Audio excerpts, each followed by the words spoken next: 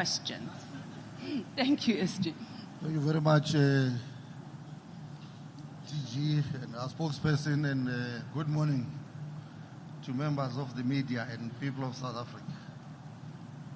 We gathered here this morning to inform you in terms of the status of this third NPA. The Economic Freedom Fighters successfully concluded the second day of the Third National People's Assembly yesterday. The day stood as a testament to the unity, discipline, and ideological commitment of our movement, a movement firmly rooted in pursuit of economic freedom in our lifetime. The day began with the singing of the national anthem, a unifying symbol of our collective struggle, followed by prayers from various religious faiths, embodying the EFF's commitment to diversity and inclusivity. The host province, Gauteng, represented by the provincial chairperson, Nkululeko Dunga, extended a powerful and warm welcome, setting the revolutionary tone for the day. Messages of solidarity and support followed, delivered by representatives of countries, political organizations, traditional leaders, and EFF members from across the African continent. These messages affirmed that the struggle for economic emancipation is not only South Africa's burden, but a continental and a global aspiration. The highlight of the day was the commanding and the passionate delivery of the President and the Commander-in-Chief's political report. In a historic address that reverberated through the hall, the President reviewed the last 5 years of the EFF.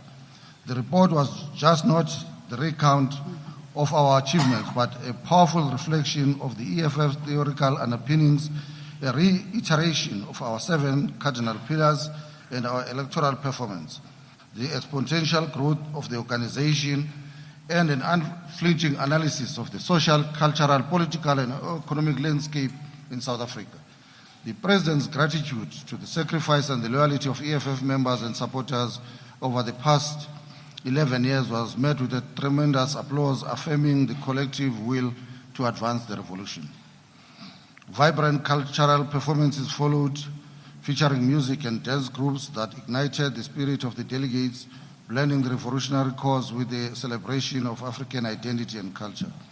The following court discussions on the political report were marked by the intensity and purpose. Delegates presented incisive deliberations and questions on the political report, unpacking its themes and proposing innovative solutions to the pressing challenges outlined. Topics ranged from economy, insourcing, education, and apartheid special planning to the agency of addressing land reform, organizational restructuring, and the organization's political future. The exchanges were both critical and constructive, reflecting the intellectual depth and revolutionary consciousness of the Assembly.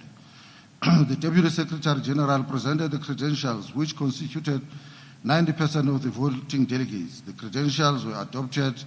Therefore, the Assembly correlated with 90% delegates in attendance on this conference. Following this, the third NPA convener of the Special Disciplinary Committee, Commissar Renelo Mashavela, presented the NPA rules and procedures, which will govern the conduct of the delegates throughout the proceedings, which also were accordingly adopted.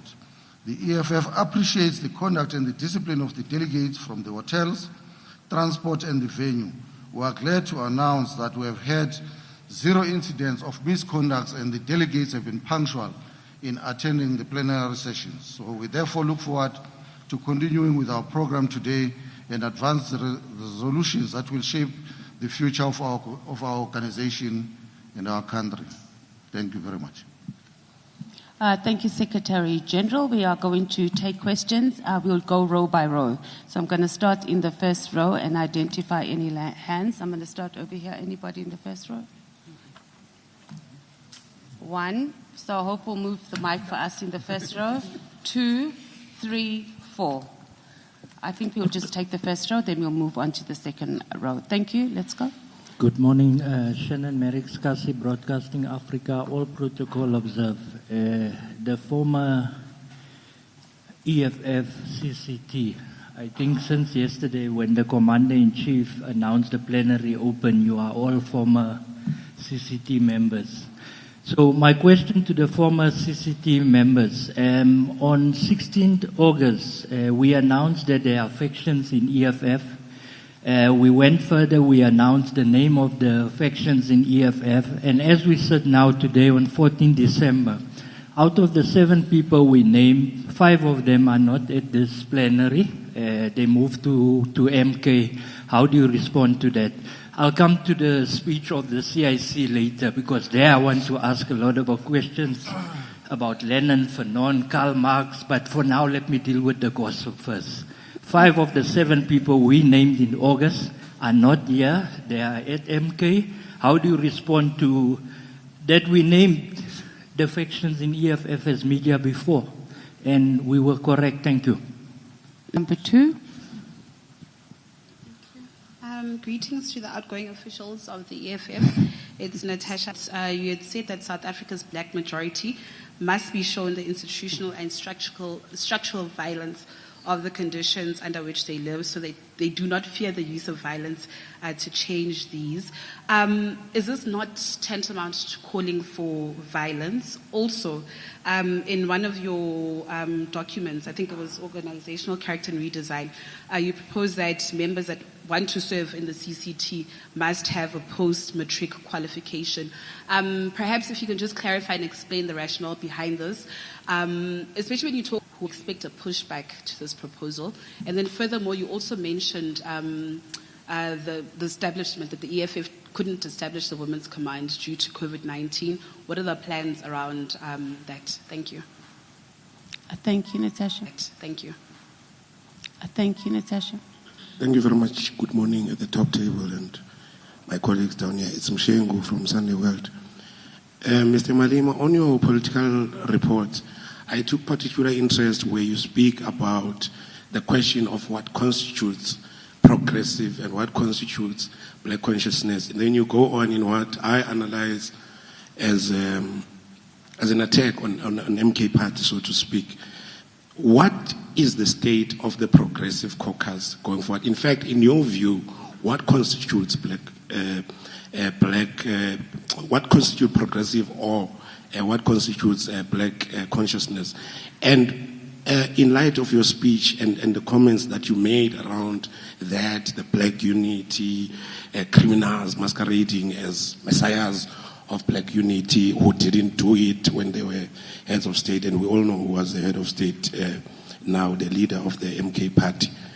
Is this the end of the road in the relationship between EFF and MK Party? And as you said about the question on progressive and on what constitutes progressive and black consciousness that the delegates must discuss, what sort of view will you be putting on the table when that particular debate ensues about what constitutes those ones? And just generally, what inspired that speech holistically, which I think broken into 3 parts, was first about the ideological position of the EFF, and then the questions that I just asked about progressive and black unity, and then finally about the successes of the EFF in the past 5 years.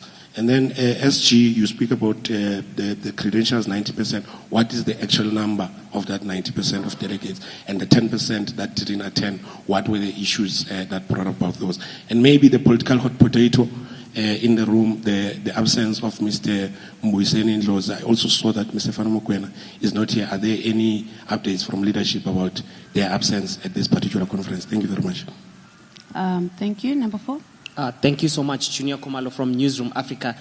Just to also expand on the question that's been asked by my colleague, when it comes to the former national spokesperson of the EFF, what is his status in the organization? Because I remember we asked this question at a media briefing leading up to this conference of the EFF, and the leadership said that we were just spreading rumors at the time. But we have not seen him at the conference. Just maybe for people to get clarity on why is he not here, if he is not here, and just clarity on that. But specifically to the EFF leader, Mr. Malema, yesterday when you were delivering your political report, you thanked your secretary and the TG of the party. But the other 2 officials, you didn't mention anything about them. Is it that you are not happy about the work that they did? Just some clarity on that. Thank you, sir. Thank you. I will hand over to the officials. President, will you respond first? Okay. Yeah. You know, when you want to deal with literature, you must first read. And don't read gossip columns. Because you want to speak about violence, and you attribute that to me. When I'm in the speech quoting what Frantz Fanon says on violence, that our conditions are a product of a violent colonial conquest. And those who want to hold to the benefits of that conquest are not going to give over those things without putting up a violence. And therefore, violence is inevitable. So when you call for the expropriation of land without compensation, it's violence against those who have the land that they got that was ill-gotten. But it's a violence that is characterized by justice. Now we make a point there, which Fanon makes, that at the end of every revolutionary movement, if confronted with resistance from the oppressor, which normally is a violent resistance, you have no any other option but to opt for a violent response. It's not the first thing that was done, but was said by the EFF. It was done by the ANC, which was the most peaceful organization, surviving through writing letters to the Queen and sending delegations. And at that time when the ANC was sending delegations to the Queen, the transport system was not so advanced. So it took them 3 months to send a delegation in a ship to send a letter to the Queen, wait for the response, take another 3 months to come. And over a period of time, the ANC realized that this is not working. Let's go take up arms and fight. And that's why you are here. You are here because of the product of violence. That's what violence did. So this thing that you want to sugarcoat violence and create an impression that this was never done, this is not us. Violence and the revolution are inseparable. We are working within the Constitution of South Africa, but if meted with violence, will not hesitate to respond with violence. The Women's Command, one delegate stood up there and said, but why do we need this? Because we've got so many women in the EFF as we speak now. So what are they going to do in the Women's Command when they are actually in this conference, 60%, 70%? Yeah. In the structures, there is women. So what is it that we are going to do ourselves as women in the absence of men, which we can't do in the presence of men? It's a debate that will go to the commissions. They will talk about it and then we'll hear what do they think. Because there is a resolution of the Second National People's Assembly to establish a women's command. If you don't take a different decision, it means that decision stands. And therefore, the new leadership will have to be seized with that thing. Do not undermine the point I make about the re-establishment of the EFF. EFF was formed twice. In 2013, and almost got killed by COVID-19. And then when conditions were normalized, we now had to come back to form the EFF. So how are we going to do that?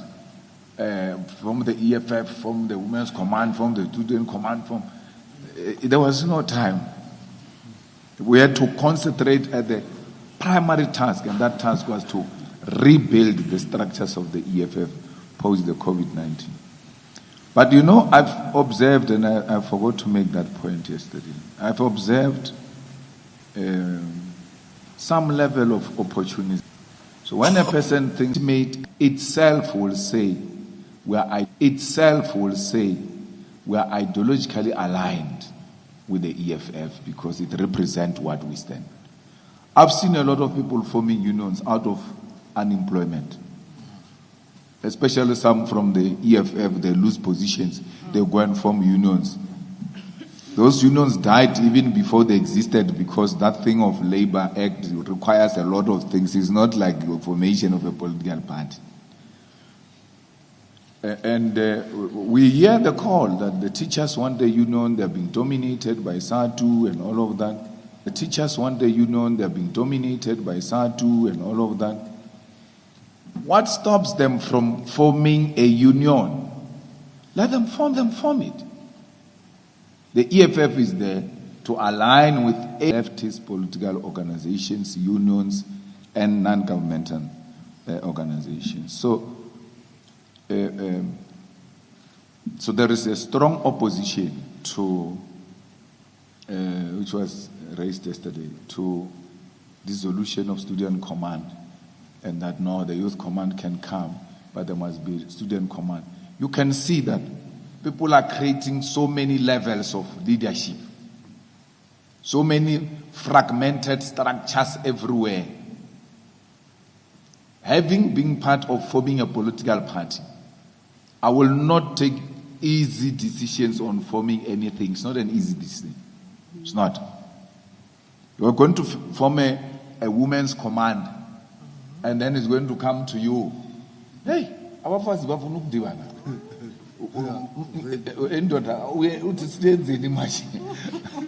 so you must put your hand also. So the same, look at student command. We're carrying it ourselves. It can't carry itself. Then carry it. With what? It creates unnecessary contest. What is wrong having a youth command? With one leadership, you can even put it in the constitution of the youth command that in the leadership of the youth command, there should be this category of people. There should be unemployed youth, there should be professionals, there should be rural youth, township, there should be students. And then you know, in the assignment of those things, they give each other responsibility since you are this, concentrate on this. But there is one center where we know we go there if there are issues. Because we're going to go there to say, no, it's not us, it's a youth command. You go to, it's not us, it's a, remember you are talking about this at this level. They are going to have to go to the ground, provinces, regions, and branches. And the EFF itself must also go to build its own regions and branches and what. We can't overburden ourselves because there is uncontrollable political ambition from some quarters which can't wait to get their turn. To be black conscious is not a mere saying. It is what you do. It is your consciousness. It is your alignment. It is what kind of decisions you are for. So you can't be black conscious and kill people in Marikan. We're not fighting. They left the building of the employer. They left it. They left it because you will say they are disturbing the business here. They are a threat to property. They left it and went to stay on a mountain. And a black conscious leader takes guns and go and shoot them at the mountain. When they are away from the establishment's property. So the fist must fall, gets shot at. And what is even more worse, a lie that he has introduced free higher education. That there was a year where he announced that from next year there's going to be free higher education, wara. And then he left and there was nothing. He said that because he knew he was leaving anyway. It's not black consciousness to lie to black kids. It's not black consciousness. And there's nothing black consciousness about MK. Nothing. So Progressive Caucus is a name we are given to each other in Parliament for convenience sake. That if there are issues that we want to lobby, these are the first people we start with. It doesn't stop us from lobbying the DA, it doesn't stop us from lobbying the ANC or whatever, but these ones we have agreed on primary program of land expropriation without compensation, all of that and all of that. And at the center of those things was the EFF drafting those things. So a progressive organization has to be left in orientation. It has to subscribe to Marx, Lenin, even if it doesn't subscribe to Fanon, but that's fine. But as the most basic, you have to align with the progressive international left. And not just by saying in rallies. It must be in your documents. It must be in your policy that this is where we stand. You don't say we are left because you are talking to EFF. When you go to talk to DA, you're saying we must never support the unconstitutionalist. You're referring to EFF. And you can't even point which position of the EFF is unconstitutional.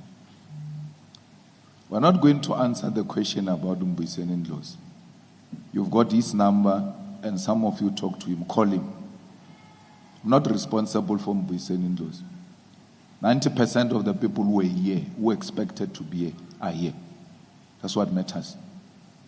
Whoever is not here was not supposed to be here from the beginning. So you are not going to reduce this organization to some individual. We're going to refuse that. We're going to refuse that. We gave a very long political report yesterday, like 80 pages. It didn't have such names. You are intellectually so inferior that you can't even engage with that document, and then you bring gossip. We must be monitoring movements of individuals. Why concern about one person over so many people who are here? As if he is the conference. As if he's not here, conference will not happen. It's going to happen, it's happening. Without him. It's not here. I heard people say, he's here, he's doing this. He's not here. He's not here. And it's not our interest to entertain such nonsense. It's not our interest. We're dealing with political issues here, not egoism, not people who think they are bigger than this organization. It will show them once again that it's bigger than all of them. So we as a matter of principle, SG and policy position, we're no longer going to answer any nonsense about Mbuyiseni Ndlozi. Never. When a journalist asks you that question, you must say, ask another question. You can be smarter than that. Ask something else. This matter is closed. You can talk about it amongst yourselves, but don't bring it to us. We are refusing that. Don't do that. Don't reduce the whole ideological political report to Sunday world gossip, because that's what they thrive on. And we know what is the relationship of Sunday world, its owners and Mbuyiseni Ndlozi. We don't want to talk about it. Don't push us. Don't push us. We know Mbuyiseni Ndlozi's friendship with the owner of Sunday World. And by that extension, we know his relationship with Sunday World, which we can easily describe without any fear. No one can do anything about it. No one. I spoke about all the officials. There's another problem of factionalism and selective hearing. I thanked the national chairperson. I thanked the officials. I thanked the national chairperson, and I thanked the DSG. Then I went into town about the SG, and I went to town about the TG. So to say I didn't thank them, it's dishonest. You know, I mentioned them. Yes. Even my family, I mentioned it in passing. You wanted me to mention it in detail and call them by name. Eh? Matumi Mashatula, Tsepomalema. I said, my family. And then in the family, I went out to thank my wife. But you can't come here and say I didn't thank my family. So, as you speak, there's areas where you put emphasis on. And you guys, I don't know why you're being like this, because I thought you'll be feeling sorry for yourself. Because I was there speaking to you for 3 hours, 40 minutes. You want to add another 2 names. You must know each name is a minimum of 10 minutes. So every time you say you didn't include what you must know, it's likely to take 40 minutes, that subject alone. So if you wanted me to just go to town about everyone, would have taken the whole day with CCT members, because if I go to town with all of you here, then another question is going to be, hey, we heard you about officials, but what about CCT members? Are you not happy with them? I thanked them. Thanked the ground forces. And then someone's going to say, why not thanking for Jan? For what?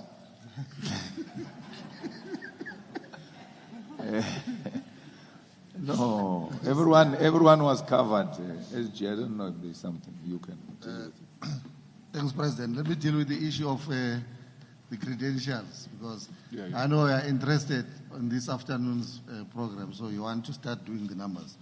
So the confirmed delegates that are voting delegates in this conference, it's 2,243. Remember, we explained the delegation that is non-voting. We've taken you through that. So the voting delegates expected is 2,243. The delegates that are present is 2,026, which accounts for 90% of the delegates. So the 217 delegates that are not here, they've got various issues, funerals, family commitments. Some of them, especially in the Eastern Cape, you know that there are a lot of traditional ceremonies, so those things that are important. But all of them, there's no delegate that is not accounted for, even in terms of apologies. They are members of the EFF. The guidelines that were adopted by the CCT in August, that has brought us here, the Third National People's Assembly guidelines, says that for the conference to have a quorum and be able to proceed, it needs physical presence of the delegates of minimum 50%, plus one. So meaning that for us to proceed, we needed to have 1,122 delegates in this assembly. As things stand now, we are sitting at 2,026 delegates, which is 90%. And by the way, you can go and check all other conferences. For you to get 90% attendance of delegation, it's a show of a strong, solid, organized organization. The normal you get is 65%. If you did well, it's 70%. You can go and check even the other parties. So for us to get 90%, we're very proud of that. It shows that there's clear organization coming from branches, the regions, they knew where these delegates, the provinces, they went to account and fetch all these delegates to make sure that all of them, they are here and they are present. So we're very happy just with that attendance, and it shows that our delegates, our structures, they are committed to the survival and the life and the growth of this organization. I think that was all that I wanted to clarify. The rest, President dealt with it. The post-matric. Yeah, the qualification to stand, which will the constitutional amendment will deal with that. It's a post-matric qualification because we need to produce a society of educated people, and leaders must lead by example. But post-matric does not mean necessarily matric. It means any other thing that is equivalent to matric and beyond. We are not going to have illiterate leaders. Zuma should have actually been a good example why we don't need such things. So you must look at Zuma and say something like this, it must never happen again. And the ANC is about to commit a similar mistake because it looks like they want Mbalula. So we're not part of that. We want to give to society the best in society. So the EFF has been in existence for 11 years. If you are a ground force of the EFF, why have you not been to school? Because the EFF prides itself in Sifunda Genkane. You even go around talk about it yourself, but you never funded anywhere Genkane when. So Sifunda Genkane should have meant members of the EFF who come from poor family backgrounds are the ones that are going to be joining that struggle so that they have access to education. So there's no one here who can come and say, we never had an opportunity to go to school. If you say that, you are arguing like my mother, and you are so young to be my mother. Go to school. It's not late. But there are old people in the EFF, Abu Mam Kaula, Mam Sonti, Abu Kalniaus, and what. You know that these ones have received a certificate of life. They are fine. Because you can't say to those who go to school. They were denied an opportunity to go to school. Those are the people who were denied the opportunity to go to school. We were not denied. We can't blame Bantu education and what. You know, the question was asked by Mawandoro.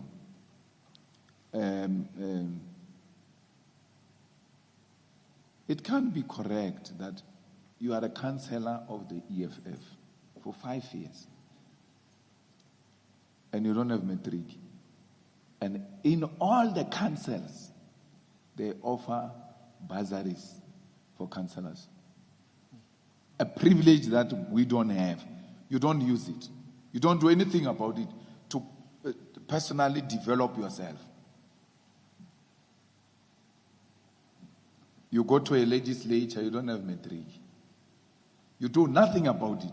Yet there are bursaries in the legislature. There are bursaries national chair in parliament.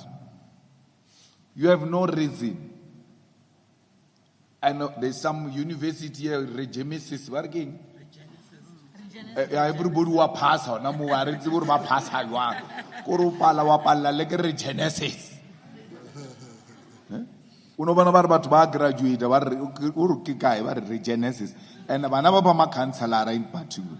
They are graduating in the Regenesis. I must check this Regenesis. Or what is the story there?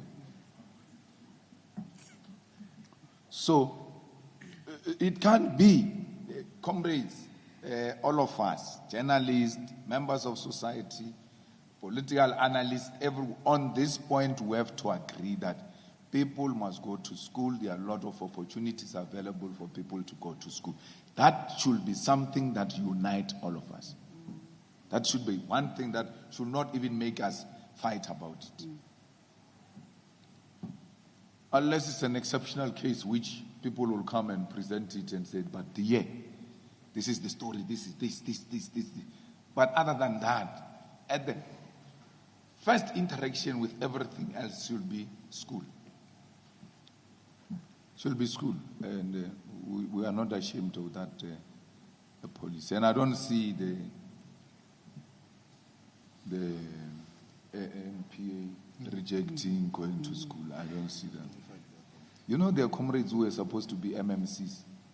They couldn't be because they didn't have matric. We refused. And in the EFF, before you become an MMC, we interview you. And the latest, we've introduced the cameras to record you when we interview you, because when they don't pass the interview, they go around talking bad about the EFF.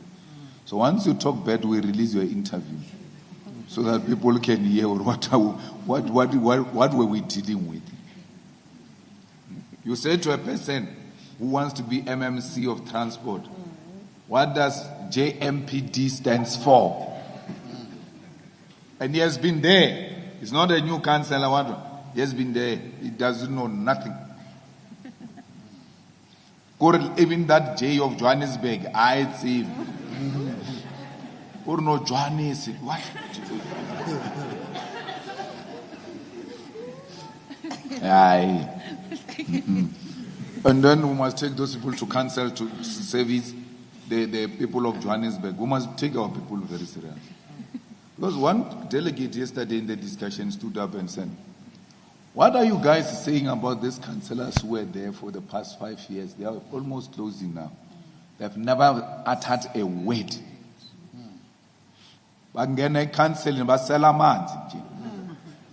Babulisa mayor, babulisa speaker, bathatha isithombe. And that's it. So it amounts to exactly what we are talking about.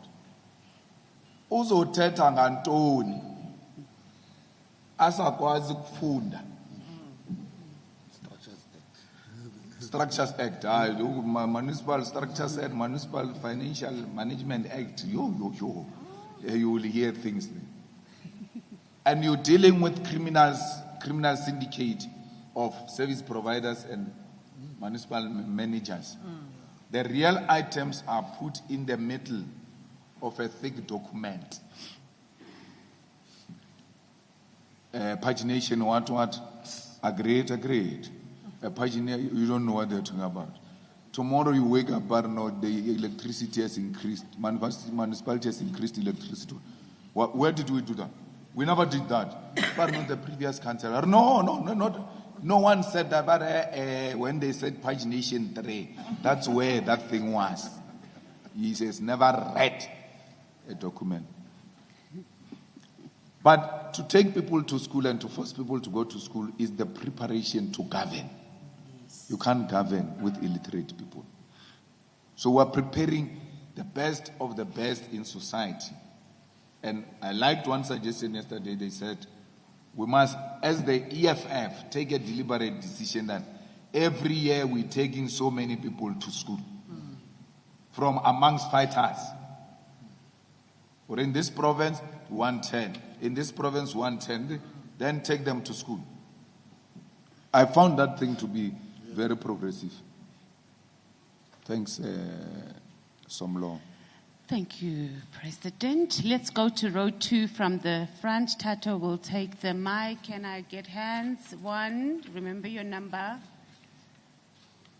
2, we have 2 questions. So let's also take row 3 at the same time. BJ? Oh, so you number 3. So let's, number 3. Okay. And then let's go to row number 4 quickly. We're going to wrap up, members of the media. We have a conference. And then business day number 4, number 5. Anyone in row number 6?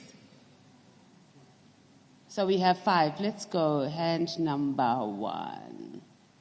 Power.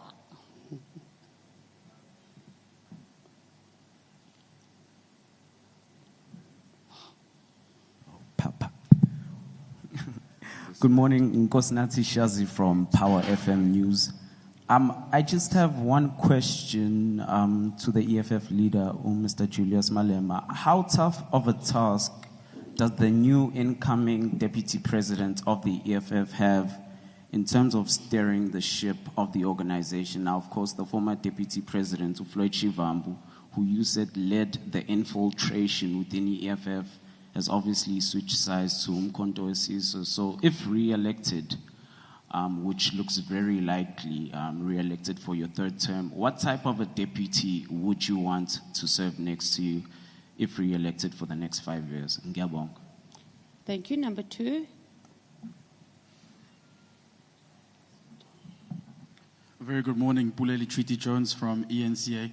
I just wanted to ask around the dispute process. How will that unfold if there are any disputes that arise? Number 2, to the Commander-in-Chief of the EFF, the pressing matters for the EFF when you go into commissions, what are some of the important things that you would want to see being discussed? Issues of the organization, challenges, and of course, rebuilding. And then yesterday in your political report, you spoke about how the regional structures need to give birth to organic leaders. Is this something that you envisage should be emphasized more? You speak about some councillors who really are not doing their work in their communities or not serving their communities. is this an issue that you want to look into further, the issue of structures in the organization? Thank you.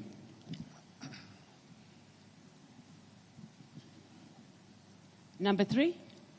Over here, Tata.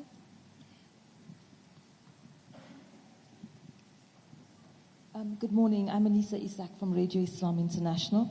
I have 2 questions. The first one is to the CIC. What lessons has the EFF drawn from its 11-year journey, and how will these inform the party's strategy for the 2025 local elections? And then also, if you could elaborate for us the EFF solidarity with Palestine, which we know is very clear, but what tangible actions will the party push for in the parliament to cut ties with Israel? Thank you. Thank you. Number 4. Good morning. My name is Tando Mayeko from the Business Day. This is for the CIC. Making reference to your political report, which was delivered yesterday, you mentioned how the EFF has had difficulty in raising funds from potential donors, particularly, among other things, because of fear of victimization and public perception of the EFF, which has diminished and has turned people away from actually donating to the party. How do you remedy this?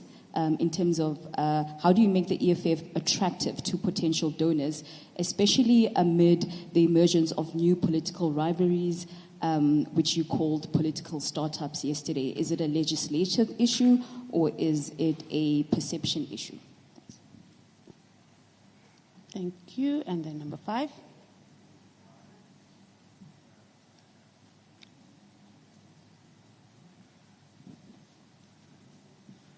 Good morning to the panel. I'm Itumele Mafisa from The Citizen.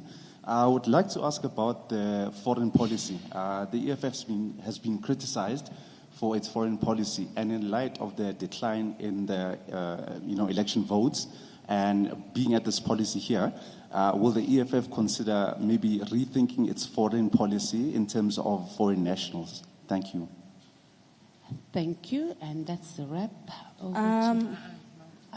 There's one more. Did I say 6? I had only written down 5 here, but let's go. Anastasia Mkhobu, Jacaranda FM News. SG, if you can just clarify around the rules around the nomination. Can a candidate accept nomination if they are not present, perhaps through a written letter if they are a voting candidate? And number 2, just around the members who have been expelled, suspended, or moved from structures over the years, have you perhaps received any letters or appeals from those who want to come back? And I know that commissions will be sitting later. Are perhaps any communications around working around changing the rules or amending to allow those who want to come back in the future? Thank you. Thank you. President, are you going first? Yeah. I will not deal with the issue of the DP, because if I say this is the kind of a person, then I'm going to be accused of preference. That in his characterization of what he views as a good DP, you can see he's talking about so and so. So, Agnes Baba, leave me out of that one. Dispute, I don't know if you're referring to electoral. If it's electoral dispute, there is electoral committee that was adopted yesterday, chaired by Advocate Tembega Nungaitobi, SC, and with all other independent members of that committee.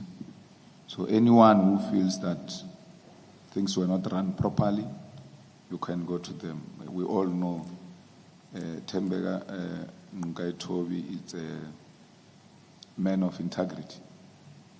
And then under them, there will be AISA. AISA is the one that will be doing EMSA. EMSA will be the one that will be doing technical stuff.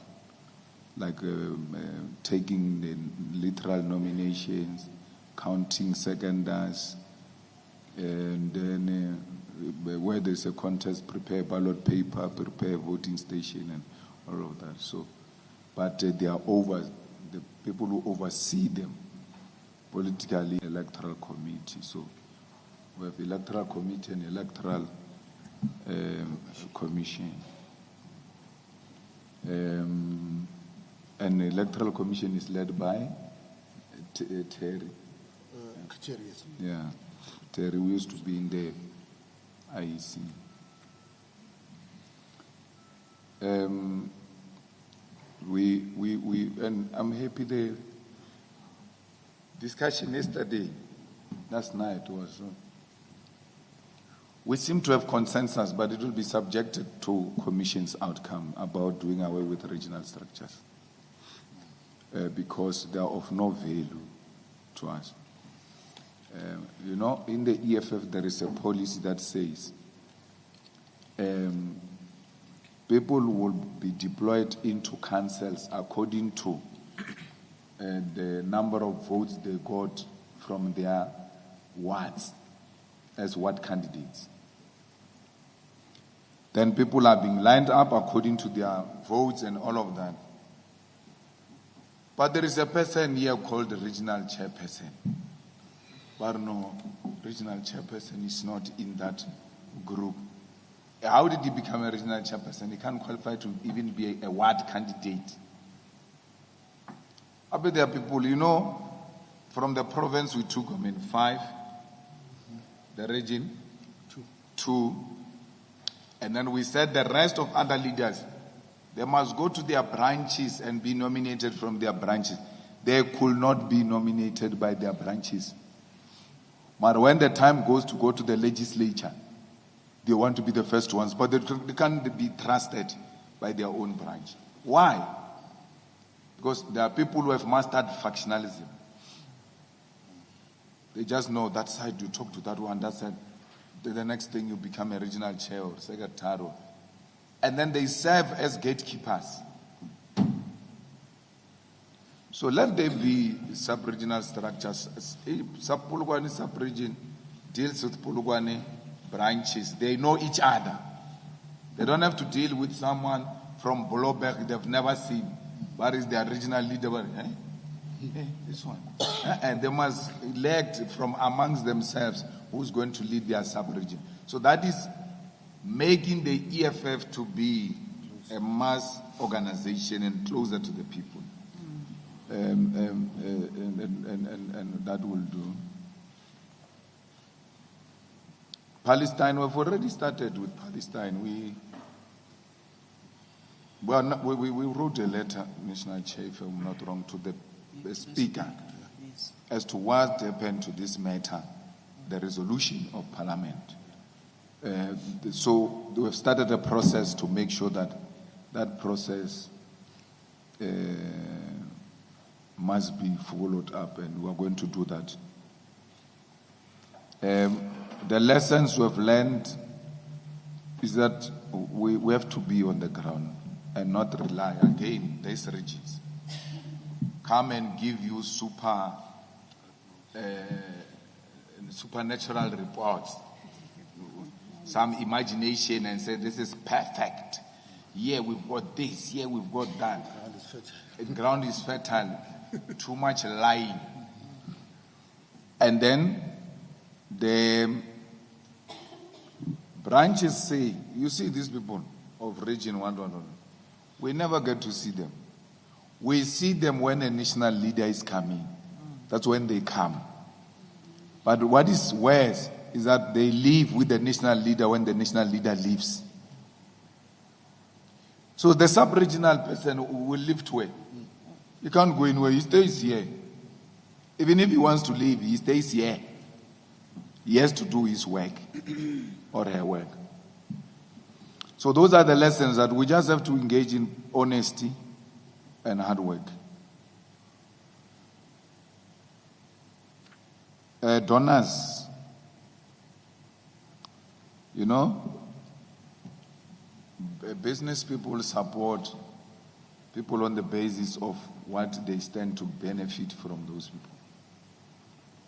So when they see the EFF as being, one of the possible government in this or that, they come and tell you all manner of things, how they support you, how they do.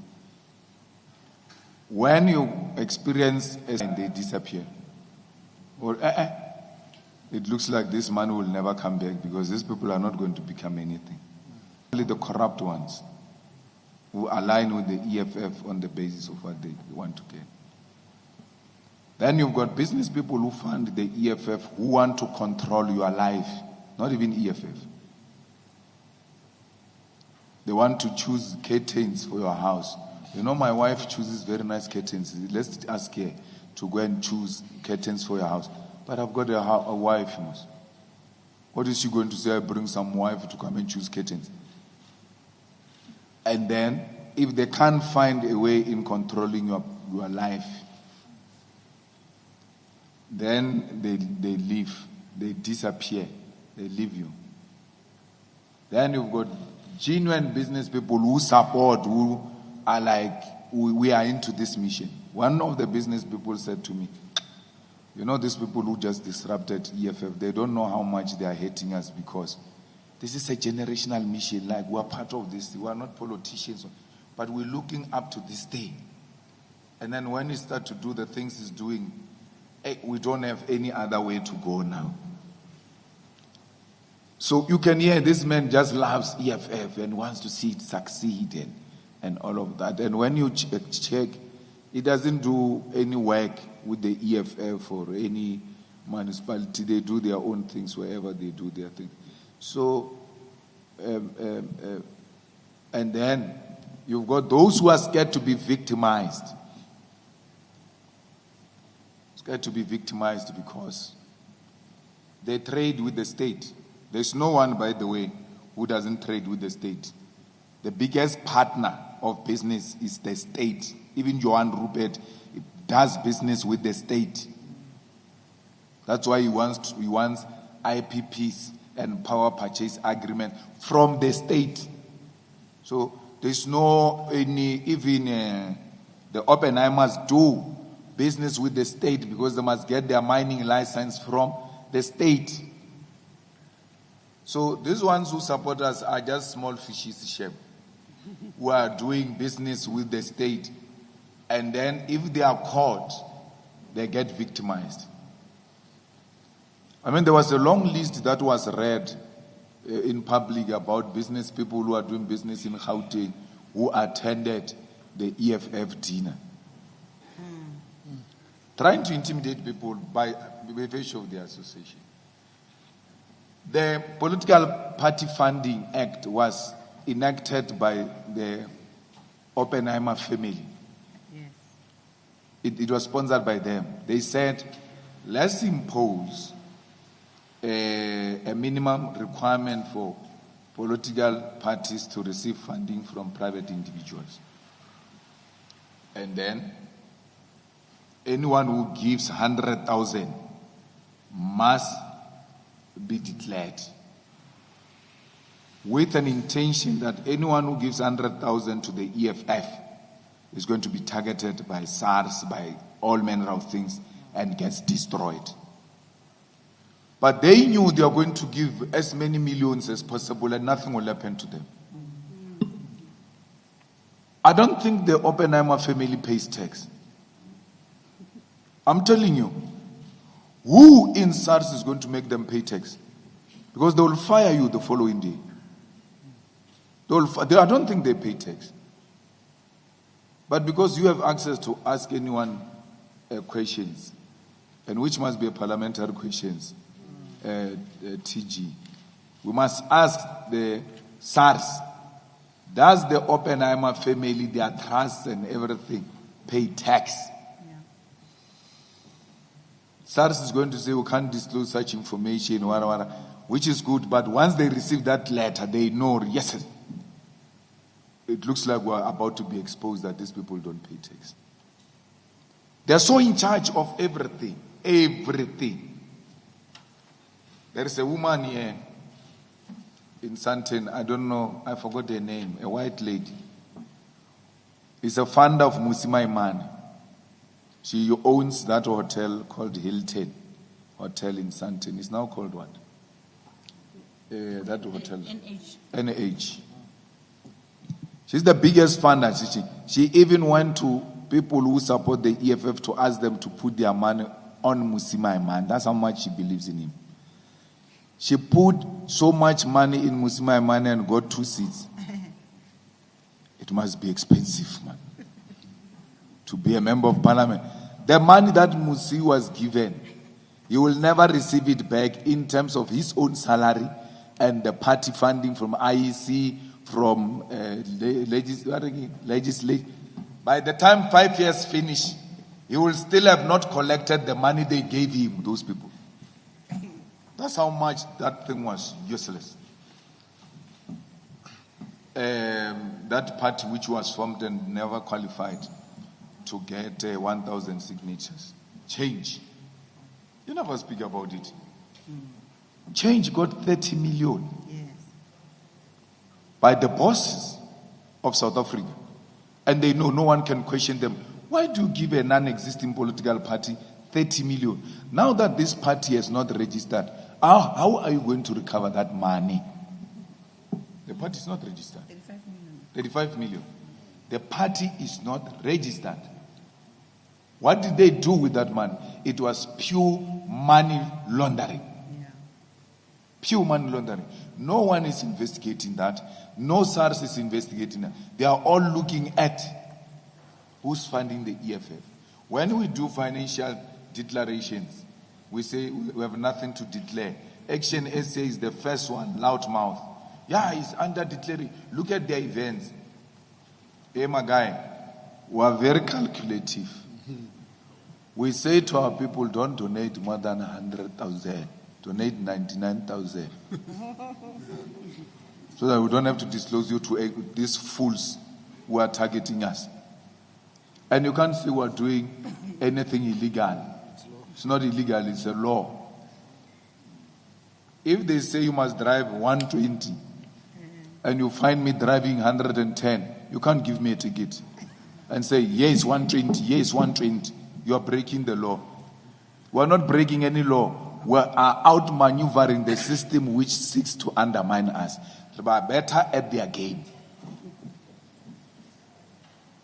Renor fair 99,000. If we only 200,000, if Awola are fair 99,000, Ola are donated. Democracy Fund of the IEC. Democracy Fund of the IEC. There's a party democracy fund of the IEC. So that if you are not buying votes and you are not politically aligned and you pretend to be supporting democracy, take your money and go and put it in the solidarity fund of the IEC. Then the IEC will distribute that money proportionally. They will never do it. Because they don't believe in the political funding act, party funding act. They don't believe in that act. That's why they don't take money to the IEC. Don't give the EFF money. Don't give anyone money. Give it to the IEC. IEC has got the best systems to distribute that money. My money is going to go to the EFF. But the problem is that the EFF is part of democratic institutions of South Africa. Our democracy is a multi-party democracy. You may not like it, but it is what it is. It will never change. So that thing is a fraud. It's a fraud engineered by white monopoly capital to undermine the parties that they don't want to succeed. So EFF has to survive through creative means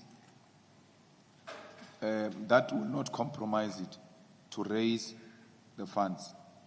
And we must never be a burden of some business people who think that they can belittle you, they can control your life. If you have a mqimbi at home, you don't call them, it's a big problem. If you are building a house, you don't tell them, it's a big problem. If you have a birthday of your husband, you don't tell, they want to be controlling your life and doing all manner of things. They don't like independent people. I once met a business person, and anyway, I knew business people speak a lot. Wants to address me like Zuma was addressing those people when they were trying to collapse the EFF. For a very long time, but I was so patient, I listened. When he finishes, then I started speaking. Rich guy, rich, monies. He interjects me, and I knew, see, this is people of money. I mean, he spoke throughout. I'm just responding 2 minutes into my response. He's already interjecting me. Then I stopped, and then he spoke another more minutes. Then it was my turn to respond. He interjected me. For sure, he was seeing me. Of course, we were meeting for the first time. He didn't know the character. He thought this character is just for TV. When he interjected me for the second time, I said, I'm talking, Mos. I'm talking. I'm not here to listen to you. I'm talking. You spoke, I speak. We respect each other like that. I saw him for the last time that day. There was never a follow-up because he wanted to treat me the way they treat these ANC politicians. They can call you to their houses to come take pictures with their children. Yeah. They can tell you, no, bring the family, must eat samosa. What? You eat even things you don't eat because we are tambelage and jeute. Maybe we not told us something. Thank you. You're scared to ask a question. What foreign policy? He's talking about Africa, borderless Africa. Yes, and then that's not foreign policy. That is internal. What do you call it? No. Our own policy, yeah. And that policy doesn't come from us. It comes from Africans themselves who have never had borders. I've never created borders. I cannot be responsible for borders. Decoloniality means that you do away with the things that were imposed on us by colonizers. You can't say we don't want colonizers, but you want borders. What type of an argument is that? We need a borderless Africa the same way we have a borderless Europe. We're not asking for something that is not done somewhere in the world. We need free movement of goods and persons. But those people must be documented. We say to South Africans, take IDs. How do you say to South Africans they must take IDs and then other people must not have documents? No one must move in South Africa or Africa without documents so that we can locate you if there is a problem. So, if you are worried about the criminality, you are worried about drugs, you are worried about this and that, why are you not supporting that we must document everybody? Let's document them. Let's document them. All of us here, when we drive, when they stop you, they ask you to produce a driver's license. Produce your document. You never have a problem with that. Once police or law enforcement sees something suspicious, what was that? Mabambiri, where are the papers? I am from Zanini. You know from Zanini, ID something. Where's the stuff? Police must have a right to randomly stop and search anyone. And when you are not documented, they must arrest you and go and document you. In that way, there won't be people who are roaming our streets here without documents, because that puts the life of South Africans in danger, and it puts the life of asylum seekers' lives in danger as well, including our own tourists. But the problem is that when we speak about borderless Africa, we're thinking about these black people and all of that. There are a lot of illegal immigrants here in South Africa who are white people. Many of them are found in Cape Town. One of them stupidly the other day tweeted that I came to Cape Town for tourism 6 months. I can't believe I even stayed for more than 12 months. It's so nice. This thing can hear that he's saying it's illegal in the country, but it doesn't apply to white people. There was never an outrage on Twitter that she doesn't have visa. Her visa is expired. Had a black person said that, or my brother, the way is so nice here in Hillborough. I didn't even renew my visas. Or was it here in South Africa? No visa, no nothing. You will go home the following day. Our own people will go hunting for that person. What I saw and saw. This way it stays. Police must go. But I looked at that thing of that white lady with interest, and I wanted to see what is going to be the reaction. Nothing. Disappeared. Thanks. SG? We have a conference. Oh, okay. That's a wrap. Thank you, officials. Let's release.